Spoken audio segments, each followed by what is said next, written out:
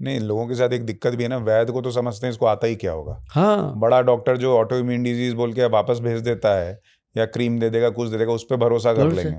हमारे देश की विडंबना है सर। हमारे बच्चे कहते हैं बाप को क्या आता है, जबकि बाप ने तेरे को बना दिया, उसको बनाना आता था। तो समझते नहीं है ना।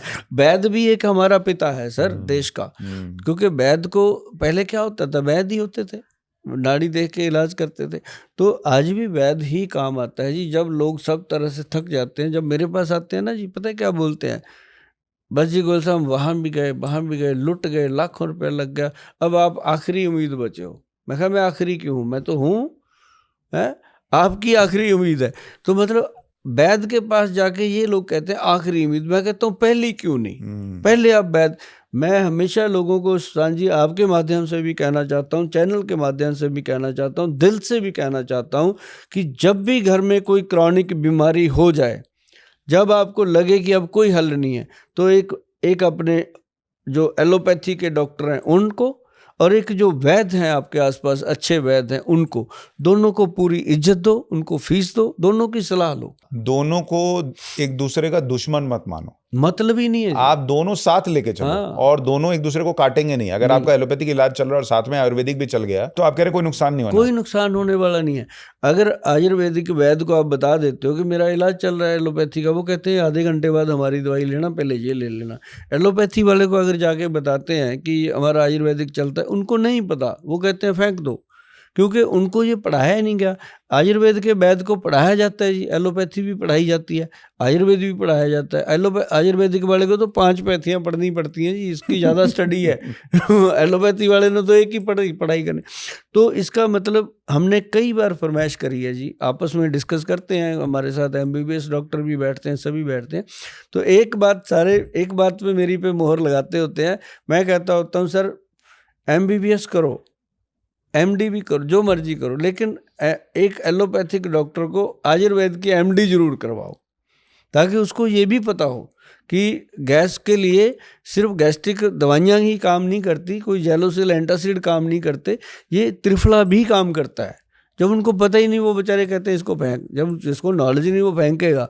लेकिन अब बहुत कुछ हो गया जी, हर आयुर्वेदिक एलोपैथी हॉस्पिटल में आयुर्वेदिक डिस्पेंसरियाँ बन रही वो हैं। तो प्रधानमंत्री हाँ, मोदी आए और हाँ, उन्होंने आयुर्वेद हाँ। को इतना जो बूस्ट दिया और मोदी सपोर्ट जी ने दिया। सर मोरिंगा को बूस्ट कर दिया, मोदी जी ने ये क्या नाम सी भक्तौन को बूस्ट किया, और सबसे बड़ा काम उन्होंने किया कि आयुष का अपने को डिपार्टमेंट दे दिया। नहीं, नरेंद्र मोदी के आने के बाद आयुर्वेदिक डॉक्टरों की इज्जत बहुत बढ़ गई। बहुत बढ़ गई है, सैलरियां बढ़ गई जी। पहले इनको कोई 10,000 नहीं देता था, 50,000 60,000 मिल रहा है अच्छा। ना। तो मेरे पास जो वैद्य है ना जी, जो ये च्यवनप्राश बनाते हैं, जो कीड़ा जड़ी के ये चीजें, वो 2 वैद्य हैं जी। एक वैद्य की सैलरी 4.5 लाख रुपए है, और वो सिर्फ 7 दिन काम करते हैं जी महीने में। महीने में 7 दिन। हाँ, च्यवनप्राश का लॉट डाला, बाबा जी गए। क्योंकि उनके बिना कर सोने की भस्म सर वो खुद बनाते हैं।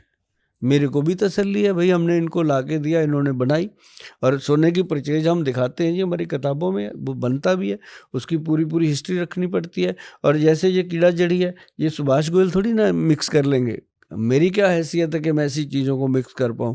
इसके लिए विद्वान वैद्य चाहिए, और वो आयुर्वेद के रिटायर्ड वैद्य हैं जी, और उनको नॉलेज है, और वो जब बनाते हैं चीज़, आप देखोगे सर, आपको आपका दिल करेगा कि आयुर्वेद में वाकई जान है। जब वो च्यवनप्राश बनाते हैं सर, च्यवनप्राश को बनाने को वो 500 पीस का लॉट डालते हैं सर, 7 दिन लगाते हैं। एक एक चीज़ को जब तक वो अपनी तार पे नहीं आता, बनाते नहीं। एक भी जड़ी बूटी गोयल साहब ने नहीं ला के दी, कम रह गई, पड़ा रहेगा लॉट। ये नहीं है कि इसके बिना पैक कर दो, नो। मतलब तभी मैं इतने दम से कह देता हूँ कि ये प्रोडक्ट जो है वो जानदार है। आज हमारी कंपनी में जो वैद्य हैं, डॉक्टर हैं, मतलब हमारे पास न्यूली बच्चे जो काम करती हैं लड़कियाँ, उनकी भी 1-1 लाख रुपए की अर्निंग है जी मंथ की। मतलब मैंने पूरा इनको दे रखा है कि आयुर्वेद के वैद्यों को इतनी इज्जत दो, इतनी इज्जत दो कि ये आपके लिए बहुत कुछ कर सकते हैं। नहीं, और नरेंद्र मोदी के कहने के बाद, प्रमोट करने के बाद, चूंकि आयुर्वेदिक दवाइयां लोग खा रहे हैं, हाँ, इसलिए भी ये हो पा रहा है। वरना पहले लोग नहीं करते थे, नहीं रखते करते थे सर। क्योंकि उतनी अभी बिक्री नहीं हमारे थी। पास ही 3 घंटे की वेटिंग में लोग बैठे हैं, क्या जरूरत है उनको बैठने की? कुछ तो फर्क पड़ रहा है।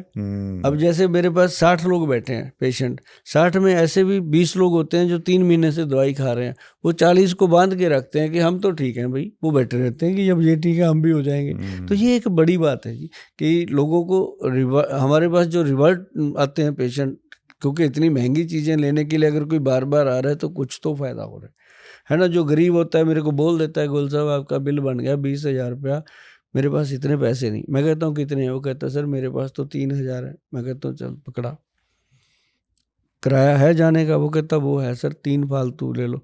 मैं 3 लेता हूँ, मैं कहता हूँ अगली बार दे दूंगा। कहता सर, मैं कहा अगली बार नहीं देने, ये तेरे हो गए।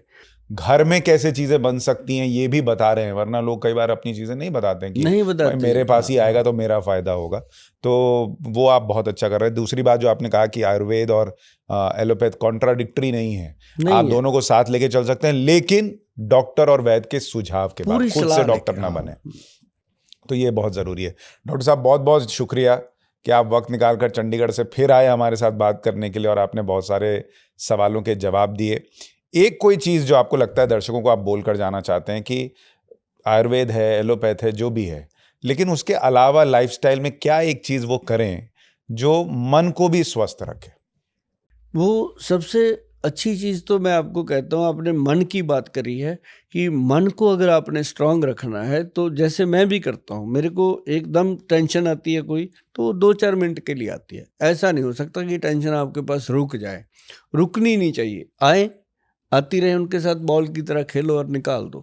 तो सबसे बढ़िया चीज़ होती है कि अगर आप जीवन में सफल होना चाहते हैं, अगर आपके पास माता पिता हैं तो आप उनकी इतनी सेवा करो, इतनी सेवा करो कि आपको गुरुद्वारे मंदिर जाने की ज़रूरत ना पड़े।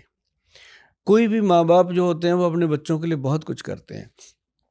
और दूसरी बड़ी बात मैं आपको बताऊं कि सबसे बढ़िया चीज़ है कि मेडिटेशन, योगा, और एक चीज़ और अपना लो सबसे बढ़िया, कि अपने घर में आई लव यू का माहौल बनाओ। अपने बच्चों को भी बोलो, बच्चों को चाहिए अपने माता पिता को बोलें। नमस्ते सत श्री अकाल की जगह ना आई लव यू बोलो सर, इतना आनंद आता है। मैं कहता हूँ कोई हस्बैंड जब अपनी वाइफ को बोलता है ना कभी कभी, तो गर्लफ्रेंड बॉयफ्रेंड वाला माहौल बन जाता है सर। तो ये होना चाहिए। और मैंने 1-2 लोगों को तो अपने सामने बुलवा के देखा है सर, चेहरे पे रौनक आ जाती है। मतलब ये एक बहुत अगर बड़ा प्यार कर रहे टॉनिक, हैं तो बताने में बुराई हाँ क्या ये है? बहुत बड़ा टॉनिक है सर, और होना चाहिए। अगर बच्चे अपने माँ बाप के पैरों को तेल लगाएं, लगाते लगाते बोलें कि पिताजी आई लव यू, अगर आप ना होते तो मैं भी ना होता। माँ आई लव यू, अगर तू ना होती तो मैं भी ना होता।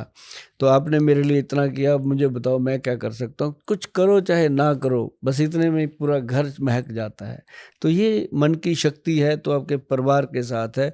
बाहर आप जितना मर्जी धक्के खा लो, मन को शांति और शक्ति मिल नहीं सकती। ये मन का सुपर फूड है। हाँ